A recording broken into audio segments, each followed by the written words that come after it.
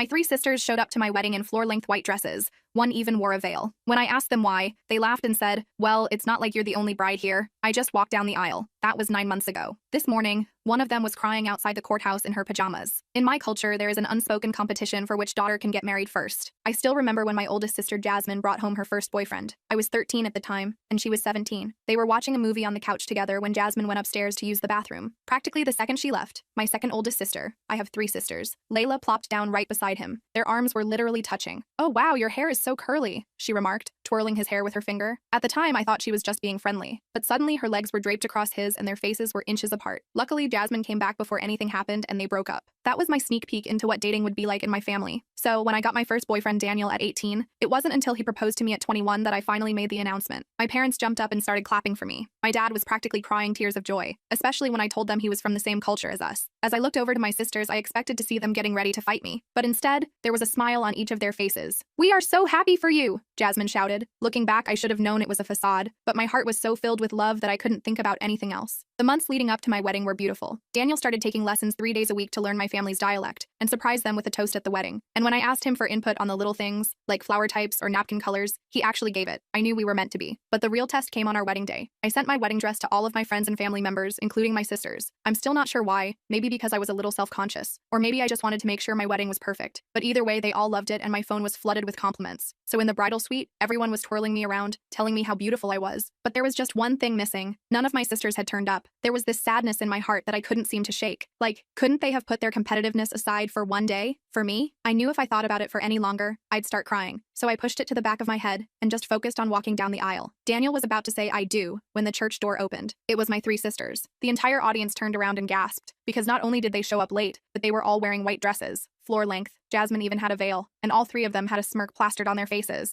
But Daniel just acted like nothing had happened. "I do," he yelled, and it made me smile. The officiator stood there frozen, but after some nudging from Daniel, he continued too. "I do," I screamed back. And despite everything, when we kissed, it felt like fireworks were going off. I swear I was on cloud 9. But at the banquet, during my speech, I didn't let them get away with it. I was going to throw my bouquet, but I'm scared they'll all tackle me at once. This got a few laughs, and I even saw Layla crack a smile. My other 2 sisters just sat there, furious, especially when Daniel started the speech in our dialect. Meanwhile, my dad was smiling so hard I thought his cheekbones were about to melt off his face. I knew they wanted to ruin me. But why would I be upset just because some girls that I grew up with were jealous of my relationship? Lol. Anyway, the rest of the wedding went even better than according to plan, and I thought the worst was behind us. But my sisters weren't letting it go, because not only did I win their competition, I also didn't let them ruin my wedding. And to them, that was a betrayal. Something they weren't willing to let go without a fight. But they didn't know I was ready to fight back. And by the time they realized, it was already too late. But for a while, it was easy to forget about, because we left for our honeymoon a few days later and spent a beautiful 2 weeks in Greece. But when we returned home to our new apartment, reality came crashing back. I had 37 missed calls from my parents and sisters, plus dozens of text messages. Apparently, my sisters had been telling everyone who would listen that I had betrayed the family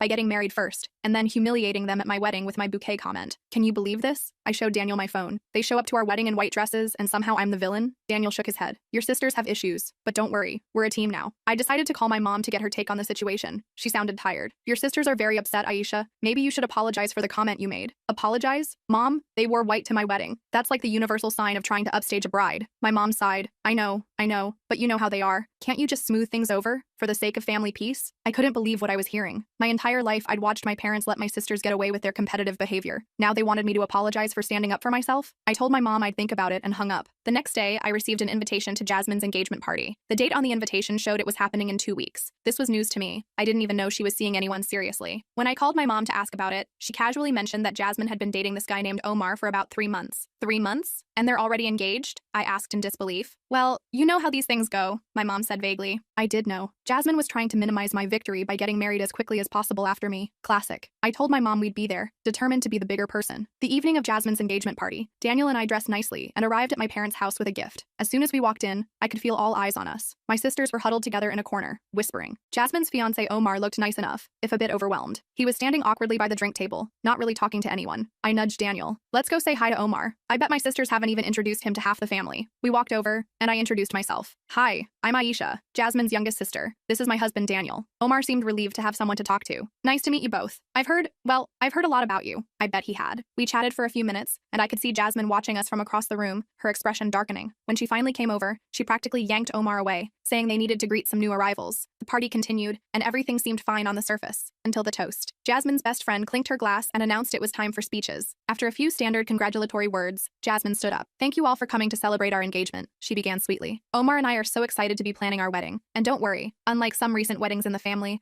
ours will be a respectful, traditional affair where the focus stays where it belongs, on the bride and groom." My jaw dropped. She was seriously using her engagement toast to take a shot at me. I felt Daniel tense beside me. "We've already booked the venue for next month," Jasmine continued. "We didn't see any reason to wait years and years like others might. When you know, you know." I took a deep breath and plastered on a smile. I wasn't going to let her bait me into a scene. But as the evening wore on, it became clear that this was just the beginning. My sisters weren't just jealous. They were declaring war. And if they wanted a war, they were going to get one. Because they didn't know that I'd been preparing for this my entire life. I'd watched their tactics, learned their weaknesses, and unlike them, I had something they didn't. A partner who had my back 100%. After Jasmine's engagement party, things escalated quickly. The three sisters started a coordinated campaign against me that was honestly impressive in its pettiness. First came the social media attack. Jasmine posted a throwback photo of herself in a white dress with the caption, "Some of us don't need to worry about being upstaged because we're secure in ourselves. Real bride talk or no shade." Subtle, right? Meanwhile, Layla somehow got hold of my wedding photos before I could post them, and started commenting on every single one with backhanded compliments. "Your dress looks so much better in these professional photos than it did in real life." Or, "The lighting really helps hide how stressed you looked." I blocked her after the fifth comment, which only fueled the fire. Maya, always the quiet but deadly one, went straight for my in-laws. She found Daniel's mom on Facebook and sent her messages about how concerned she was about our rushed marriage, and how I had a history of impulsive decisions. Thankfully, my mother-in-law showed me the messages right away, and asked if everything was okay. "Your sisters sound intense," she said with a concerned look. I explained our family dynamics, and she gave me a hug. "Well, you're part of our family now too, and we don't play those games." I cried a little after that conversation. It was nice having someone firmly in my corner besides Daniel. The next attack came when Jasmine accidentally scheduled her bridal shower on the same day as Daniel's birthday. I had been planning a surprise party for weeks, and had already sent out invitations to our friends. When I confronted Jasmine about it, she acted completely innocent. "Oh, was that Daniel's birthday? I totally forgot. But you understand, right? Wedding planning is so hectic, and this was the only day the venue had available." She batted her eyelashes at me like we were 12 again. I knew for a fact she was lying because Maya had commented on my calendar planning app, where I'd marked Daniel's birthday with about 50 heart emojis. I decided to split the day. We'd go to her bridal shower in the afternoon and have Daniel's party in the evening. I wasn't going to give her the satisfaction of forcing me to choose. The bridal shower was exactly what you'd expect. Jasmine acted like a princess, opening extravagant gifts while making passive-aggressive comments about how her wedding would be so much more traditional than mine. The kicker came when she opened my gift. A beautiful handmade ceramic serving platter I'd special ordered from an artist who incorporated patterns from our cultural heritage. "Oh, how crafty," she said with a tight smile. "I'll be sure to use it when we have casual gatherings." I bit my tongue so hard I tasted blood. That platter cost more than her entire tacky bridal shower setup, but whatever. At Daniel's birthday party that evening, I was still fuming about the platter comment when our doorbell rang. I opened it to find Omar standing there looking uncomfortable. "Hey, is this a bad time?" he asked, shifting his weight from foot to foot. I invited him in, confused but curious. He declined a beer and sat stiffly on our couch. "I wanted to talk to you about Jasmine," he said after some awkward small talk. "She's been different lately, obsessed with this wedding. Last week I suggested we postpone it until next year so we could save more money, and she completely lost it. Started crying about how she couldn't let you win." He made air quotes around win. "Win what?" I asked, playing dumb. "That's what I said." Omar threw up his hands. "She talked about this competition between you sisters that I didn't understand. Then she made me promise we'd get married within 6 weeks or she'd find someone who would." I felt a twinge of sympathy for Omar. He seemed like a nice guy caught in my sister's crazy web. I explained our family's weird marriage competition without sugarcoating Jasmine's behavior. He listened intently, occasionally nodding. "That explains a lot," he said when I finished. "I really do love Jasmine, but this side of her scares me a little." I suggested he talk to her honestly about his concerns. He thanked me and left, looking slightly less stressed. I hoped for his sake he'd either put his foot down or run far away. 2 days later, I discovered Omar had chosen option 2. Jasmine called me at 2 a.m. sobbing hysterically. At first, I couldn't understand what she was saying through the tears, but eventually I pieced together that Omar had broken off their engagement. "He said I'm too focused on competing with you instead of building a life with him," she wailed. "This is all your fault. You talked to him at your stupid husband's birthday party." I didn't deny it. All I did was explain our family dynamic when he asked Jasmine if hearing the truth about your behavior scared him off. "That's on you." She hung up on me. I went back to sleep feeling a strange mix of guilt and satisfaction. The next morning, Daniel and I woke up to the sound of glass breaking. We rushed to our living room to find a brick had been thrown through our window. Taped to it was a note that said "Home Wrecker" in what was clearly Jasmine's handwriting. "That's it," Daniel said, picking up glass shards carefully. "We're calling the police." I hesitated. "They're my sisters. I don't want to get them in trouble." "Aisha, they just committed property damage. This is crossing a line," He was right, but I still couldn't bring myself to file a report. Instead, I called my parents and told them what happened. My dad was furious, not at Jasmine, but at me. Why would you interfere in your sister's engagement? He demanded. Family comes first, Aisha. I was speechless. Dad, she threw a brick through my window. How is that putting family first? She's heartbroken. You should apologize to her. I hung up on him, something I'd never done before. Then I blocked all my sister's numbers and social media accounts. If they wanted to act like children, fine, but I wasn't going to engage anymore. For about 2 weeks, everything was quiet. Daniel and I repaired our window, went to work, and tried to enjoy our newlywed life. I started to hope that maybe they'd moved on. Then I got fired from my job. My boss called me into her office on a Friday afternoon and slid a stack of papers across her desk. Can you explain these, Aisha? They were screenshots of emails supposedly sent from my work account to our biggest client, bad-mouthing their products and revealing confidential pricing information from our competitors. I was horrified. I didn't send these. Someone must have hacked my account. My boss gave me a sad look. The IT department traced the IP address. These came from your home network during your lunch breaks. My blood ran cold. I'd been working from home 3 days a week, and our Wi-Fi password was embarrassingly simple: Daniel's name and my birth year. Any of my sisters could have guessed it. Despite my protests and Daniel's insistence that I'd been with him during some of those lunch breaks, the company couldn't risk keeping me. I was escorted out with my personal belongings in a cardboard box like a cliché. In the parking lot, I broke down crying. Daniel came to pick me up, and I showed him the emails. This has Layla written all over it, I said between sobs. She majored in computer science. She'd know how to do this. Daniel was furious. This isn't a stupid prank anymore. This is sabotage. They're trying to ruin your life because you got married first? That's insane. I know. I wiped my eyes. I need to confront them. Not alone, Daniel insisted. I'm coming with you. We drove straight to my parents' house, where I knew at least Layla would be staying since she'd recently moved back home. When we arrived, all 3 of my sisters were there, along with my parents. They looked surprised to see us. What's wrong? My mom asked, taking in my tear-stained face. I threw the stack of emails onto the coffee table. I just got fired because someone hacked my work account and sent these to our biggest client. Care to explain, Layla? Layla's eyes widened. Why are you accusing me? Because you're the only one with the technical skills to pull this off. I was shouting now, all my pent-up anger finally boiling over. First the white dresses at my wedding, then the social media harassment, then the brick through our window, and now this? You've gone too far. My parents looked confused. What brick? My mom asked. The one Jasmine threw through our window 2 weeks ago after Omar broke up with her, Daniel explained, his voice tight with anger. Jasmine jumped up. I did no such thing. I was at Mom and Dad's that whole night. I turned to my parents. Is that true? They both nodded. She was very upset about Omar, my dad said. We stayed up watching movies until dawn. I felt like the floor was shifting under me. If Jasmine didn't throw the brick, then who did? And these emails? I looked more closely at them, seeing details I'd missed before. The writing style didn't actually sound like Layla. It was more formal, more like, I looked up at Maya, who had been suspiciously quiet this whole time. She met my gaze with a small, almost imperceptible smirk. It was you, I said quietly. You did all of this. Maya laughed, a cold sound that sent chills down my spine. Prove it. My parents looked between us, clearly lost. Maya wouldn't do something like that, my mom said uncertainly. Actually, Layla spoke up. She might. Remember when Jasmine was applying to colleges and suddenly all her application essays got deleted from her laptop? Maya was helping her with them. Jasmine gasped. That was you? I had to rewrite everything in 2 days. Maya rolled her eyes. Oh, please. Like you both haven't done worse to each other. At least I'm honest about wanting to win. Win what? My dad asked, growing frustrated. What is this competition you girls keep talking about? All 4 of us went quiet. We'd never actually discussed the marriage competition openly with our parents. It had always been this unspoken thing between us sisters. The competition to get married first, I finally explained. We've all been competing since we were teenagers. My mom looked genuinely confused. What are you talking about? Why would you think we wanted you to compete over that? Because you always favored whoever was closest to getting married, Jasmine said. When I brought home my first boyfriend,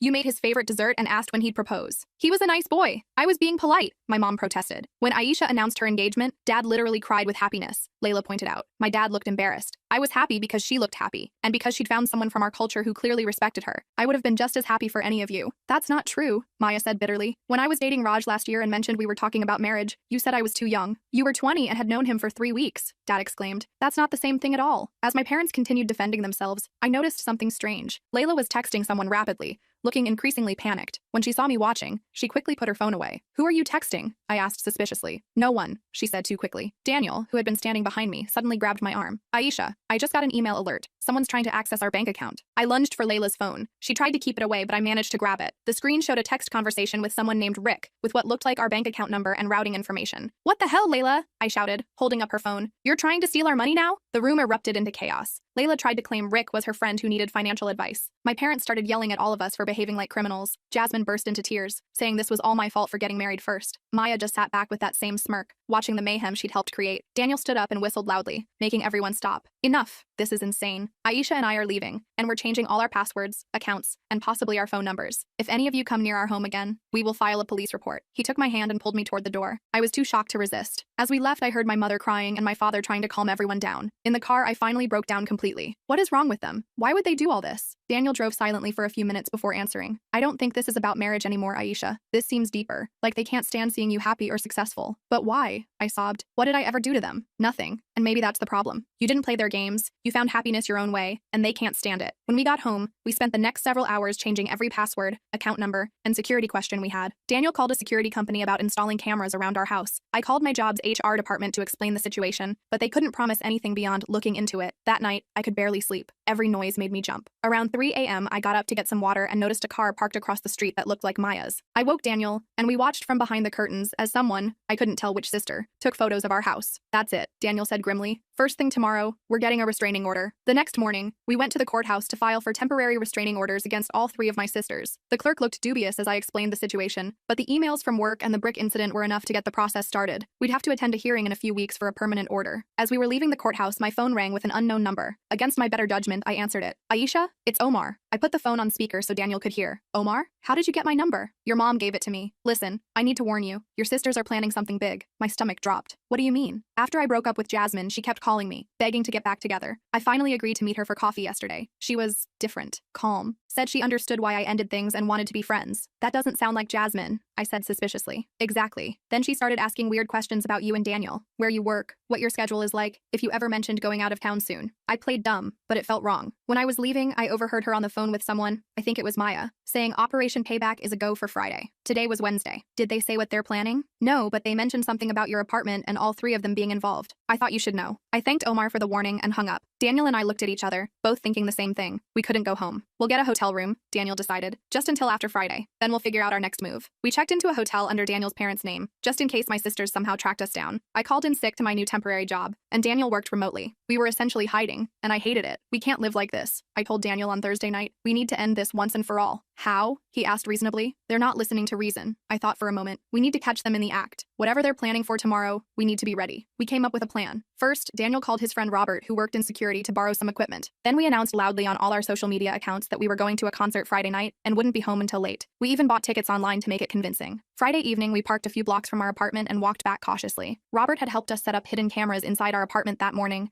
connected to a live stream we could watch from Daniel's laptop. We stationed ourselves in a coffee shop across the street with a clear view of our front door. Around 8 p.m., a car pulled up in front of our building. All 3 of my sisters got out, looking around suspiciously before heading inside. They had a key, probably a copy they'd made when visiting us previously. We watched on the laptop as they entered our apartment. Jasmine was carrying a large bag, which she immediately opened to reveal several bottles of bleach, scissors, and what looked like spray paint. Are they seriously going to destroy our stuff? I whispered, horrified. Layla pulled out her phone and appeared to be looking for something. According to Find My Phone, they're definitely at the concert, she said. We have at least 3 hours. Maya started in the bedroom, opening our closet and pulling out clothes. She began cutting up Daniel's suits and my dresses with the scissors, a gleeful expression on her face. That's my wedding dress, I gasped as she held up the white gown I'd preserved so carefully. Jasmine took the bleach to our bathroom, pouring it over our towels and toiletries. Layla went to work on our electronics, apparently trying to hack into our laptop. I'd seen enough. I called the police, explained the situation, and told them we had video evidence of a break-in in progress. Then Daniel and I raced across the street. We didn't confront them directly. The police had advised against that, but we waited outside our door until we heard sirens. The look on my sisters' faces when the police officers escorted them out in handcuffs was something I'll never forget. A mix of shock, anger, and, finally, shame. They hadn't expected to get caught, and they certainly hadn't expected consequences. You set us up, Jasmine accused as she was led past me. You broke into our home to destroy our belongings, I replied calmly. What did you expect would happen? The police took our statements and the video evidence. My sisters were taken to the station and charged with breaking and entering, vandalism, and destruction of property. They were released on bail the next day, but the damage was done. They now had criminal charges hanging over them, and the restraining order was practically guaranteed. My parents called me, devastated by what had happened. They'd had no idea how far my sisters were willing to go. We never meant to create this competition between you girls, my mom said tearfully. We just wanted you all to find happiness. I know, Mom, and I did know. My parents weren't perfect, but they hadn't intentionally fostered this toxic rivalry. That had been something my sisters and I created and fed over the years. The aftermath was messy. My sisters were ordered to pay for the damages to our apartment and were given community service. The restraining orders were granted, keeping them at least 500 feet away from us, our home,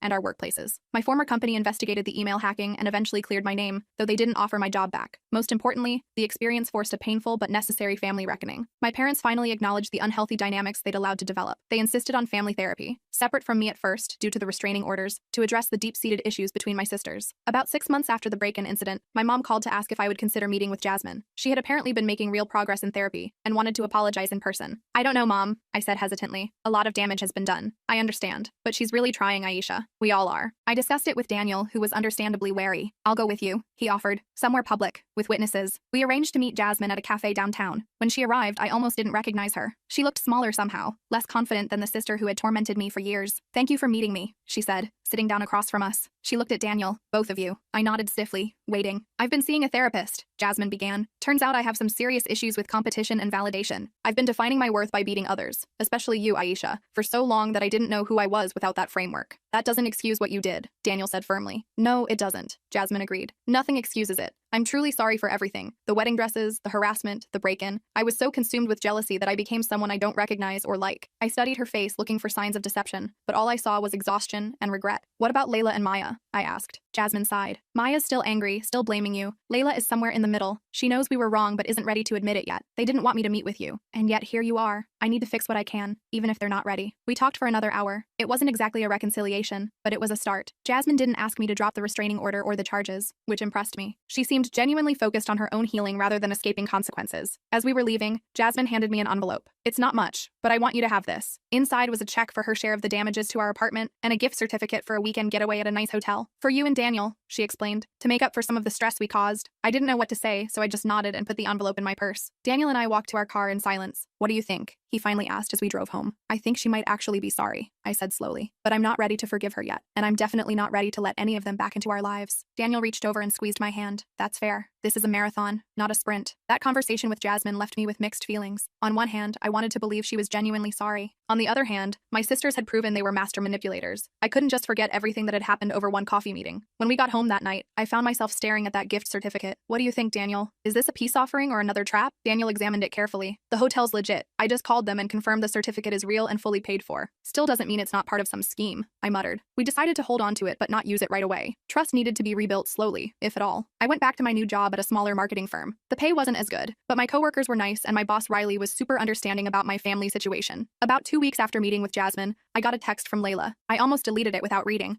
but curiosity got the better of me. I hear you met with Jasmine. I want to meet too. No tricks. I showed Daniel, who immediately looked suspicious. What did Jasmine say about Layla? That she was somewhere in the middle, knew they were wrong but wasn't ready to admit it. We debated for days about whether I should meet her. Finally, I decided to give her a chance, but with conditions. We'd meet in the same public cafe. Daniel would be with me again, and this time, we'd arrive early and sit facing the door. When Layla walked in, she looked different too, less put together than usual. Her hair was in a simple ponytail instead of her usual elaborate style. She spotted us and came over hesitantly. Thanks for agreeing to see me, she said, sitting down. I nodded but didn't say anything. Daniel cleared his throat in the awkward silence. Layla fidgeted with her napkin. So, I've been thinking a lot about everything that happened. The therapist Mom and Dad found for us is pretty good. She's making us examine our behavior patterns. And? I prompted when she paused. And I realized I've been awful. To you, to Jasmine, even to Maya. I've been competing and sabotaging and lying for so long that it became normal. She looked up at me. I'm sorry, Aisha, for all of it. Her apology seemed genuine, but I remembered how convincing they all could be. What about the bank account thing? You were literally trying to steal from us. Layla winced. That was Maya's idea, but I went along with it. Rick isn't even a real person. It was Maya using a burner phone. We were desperate after you got the restraining orders. We thought if we could mess with your finances, you'd have to drop the charges. That's messed up, Daniel said flatly. I know. That's why I'm telling you now. Complete honesty, Layla insisted. I don't expect you to forgive me right away. I just want a chance to prove I can change. I studied her face. What about Maya? Is she still plotting against us? Layla hesitated. Maya's complicated. She's angry at everyone right now. She blames me and Jasmine for getting caught, you for pressing charges, and our parents for taking your side. She moved out of the house last week. That was concerning. An isolated, angry Maya sounded dangerous. Has she talked about getting back at us? Not to me. We're not really speaking. Layla bit her lip. But I'd be careful if I were you. Maya always was the most stubborn. After our meeting with Layla, I felt cautiously optimistic. 2 out of 3 sisters showing remorse was progress. But Maya's radio silence worried me. Daniel and I stayed vigilant, regularly checking our accounts and keeping our security system armed. Then, about a month after meeting Layla, I ran into my dad at the grocery store. It was a complete coincidence. I was picking up ingredients for dinner, and there he was in the produce section, looking lost. Dad? I said, surprised to see him shopping alone. My mom usually did all the grocery shopping. He turned and his face lit up. Aisha, oh, it's good to see you. We stood there awkwardly for a moment before he asked if I had time for a coffee at the store's small cafe. I agreed, curious about what he wanted to say. Once we sat down, my dad looked at me seriously. Your mother and I have been doing a lot of reflecting. We failed you girls in many ways. I was shocked. My dad had never been the type to admit mistakes. We should have noticed the competition between you 4 and stopped it. Instead, we encouraged it without realizing. He stirred his coffee slowly. Did you know your mother and I both come from families where siblings barely speak to each other. We thought we were doing better by having you girls be involved in each other's lives. We never imagined it would become so toxic. It's not entirely your fault, Dad, I said, feeling a strange urge to comfort him despite everything. We made our own choices, but we set the stage. He reached across the table and squeezed my hand. I'm proud of you, Aisha. Not because you got married first or any nonsense like that. I'm proud of how you've handled this whole mess with dignity. I felt tears prick my eyes. This was all I'd ever wanted, my parents' approval that wasn't tied to some competition. How's Maya? I asked, changing the subject before I got too emotional in the middle of a grocery store. My dad's face fell. Not good. She refuses therapy, won't talk to your mother or me except to demand money. She lost her job last month. What happened? She showed up drunk to an important client meeting. When her boss called her out, she threw a stapler at him. That sounded like Maya, impulsive and violent when cornered. Is she getting help? We're trying, but she won't listen. He looked exhausted. Your mother and I are at our wits' end. I felt a mix of emotions. Concern for my parents, fear of what Maya might do next, and a strange sort of relief that I wasn't responsible for fixing this. Just be careful, my dad warned. Maya's still very angry. She blames you for everything that's gone wrong in her life. After meeting my dad, I called Jasmine and Layla to warn them about Maya. We weren't exactly friends again, but we'd reached a point where we could communicate about serious issues. They both promised to keep an eye out and let me know if Maya contacted them with any concerning plans. A week later, Daniel and I finally decided to use Jasmine's gift certificate. We figured a weekend away would do us good after all the stress. The hotel was about 2 hours outside the city, nestled in the mountains with hiking trails and a spa. We arrived Friday evening and checked into our room, which was gorgeous. King bed, jacuzzi tub, balcony with mountain views. For the first time in months, I felt my guard start to come down. That night, we had dinner at the hotel restaurant, and then relaxed in the hot tub on our balcony. I was just starting to think maybe we could put all the drama behind us when my phone buzzed with a text from an unknown number. Enjoying your stay? The mountains are so peaceful this time of year. My blood ran cold. I showed Daniel the text. It could be the hotel, he said, but he didn't sound convinced. I called the front desk. Has anyone asked about our room or our stay recently? No, ma'am, the receptionist replied. Is something wrong? I hung up and tried to calm my racing heart. It has to be Maya, but how did she know we're here? The gift certificate, Daniel realized. Jasmine must have told her about it. I immediately called Jasmine, who sounded genuinely shocked. I swear I didn't tell her, but I did leave the receipt on my coffee table when she stopped by last week. She might have seen it. Great, just great. Our romantic getaway was now potentially a trap. I texted back the unknown number. Who is this? The reply came quickly. Just a concerned sister wondering why you're using blood money to fund your vacation. Definitely Maya. I showed Daniel, who immediately started packing our bags. We're leaving. Now. Wait, I said, thinking it through. If we leave, she wins again. We'll be running scared forever. Aisha. She tracked us to a hotel 2 hours away from home. This isn't about winning. It's about safety. I knew he was right, but I was so tired of letting my sisters control my life. What if we call hotel security? Have them keep an eye out for her? Daniel reluctantly agreed, and we spoke to the night manager, explaining the situation without all the crazy details. He promised to alert security and have them patrol our floor regularly. We tried to salvage our evening, but the relaxed mood was gone. Every noise in the hallway made us jump. Around midnight, we finally fell into an uneasy sleep. I woke to the sound of our hotel door opening. For a second, I thought I was dreaming. Then I saw a figure silhouetted in the doorway. Daniel was still asleep beside me. I reached over and shook him awake as the figure stepped into our room. Maya? I whispered, recognizing her petite frame. She flicked on the light, making us both wince. Surprise, she said flatly. Daniel sat up. How did you get in here? Told the front desk I was your sister and had lost my key. She shrugged, which is technically true. I noticed she was holding something behind her back. My heart raced. What do you want, Maya? Just to talk. She pulled out what she was hiding, a bottle of expensive champagne, and maybe celebrate. Daniel and I exchanged confused glances. This wasn't what we expected. Maya set the champagne down and sat in the chair by the window. Don't worry, it's not poisoned. I'm not actually insane, despite what everyone seems to think. Breaking into our hotel room in the middle of the night seems pretty insane, Daniel pointed out. Maya ignored him, focusing on me. I got a job offer, in London. I start next month. I blinked, trying to process this information. That's good? It's great, actually. Away from all of you and your drama. She smiled, but it didn't reach her eyes. But before I go, I wanted to clear the air. I sat up fully, pulling the covers around me. I'm listening. I was jealous of you, Maya said bluntly. Always have been. You're the baby of the family, everyone's favorite. You got away with everything while we had to follow all the rules. I started to protest, but she held up her hand. Let me finish. When you got engaged, it was like the final proof that you were better than all of us. Daniel loved you enough to marry you, while none of us could even keep a boyfriend longer than a few months. Daniel shifted uncomfortably beside me. Maya continued. So yes, I tried to ruin your wedding. I tried to get you fired. I suggested we break into your apartment. I wanted to hurt you like I felt hurt. Her honesty was startling. And now? I asked cautiously. Now I'm tired. She sighed. Therapy isn't my thing, but distance might be. London is far enough that maybe I can stop comparing myself to you three and figure out who I am without the competition. I didn't know what to say. This wasn't an apology exactly, but it was more self-awareness than I'd ever seen from Maya. I don't expect forgiveness, she continued, but I wanted you to know I'm done with the revenge plots. It's exhausting and pointless. Daniel still looked suspicious. Why should we believe you? Maya reached into her pocket and pulled out her phone. She opened an app and showed us the screen. It was a flight confirmation to London, dated 2 weeks from now. I'm really leaving. One-way ticket. She stood up. That's all I wanted to say. Enjoy your champagne. It's actually really good. She walked to the door, then paused. For what it's worth, I am sorry about the brick. That was taking things too far. And then she was gone, leaving Daniel and I staring at each other in confusion, and the champagne sitting unopened on the table. We didn't sleep much after Maya's visit. In the morning, We debated whether to cut our trip short, but ultimately decided to stay. Maya's strange midnight confession seemed genuine, and honestly, I was tired of letting my sisters ruin things for us. The rest of the weekend actually turned out nice. We hiked, got couples massages, and even opened Maya's champagne, after Daniel insisted on buying a testing kit from a nearby pharmacy, just to be safe. It was fine. When we returned home, I had messages from both Jasmine and Layla. They'd heard from our parents that Maya was moving to London and wanted to know if I knew anything about it. I told them about her surprise hotel visit. "That sounds like Maya," Jasmine said when I called her. "Dramatic entrance, cryptic conversation, mysterious exit. Do you think she's really done with all the revenge stuff?" I asked. "I hope so, for all our sakes." Over the next 2 weeks, things settled into a new normal. I met with my parents for dinner once without my sisters. It was awkward but nice. My dad asked about Daniel's work, and my mom showed genuine interest in my new job. No one mentioned marriage or competition,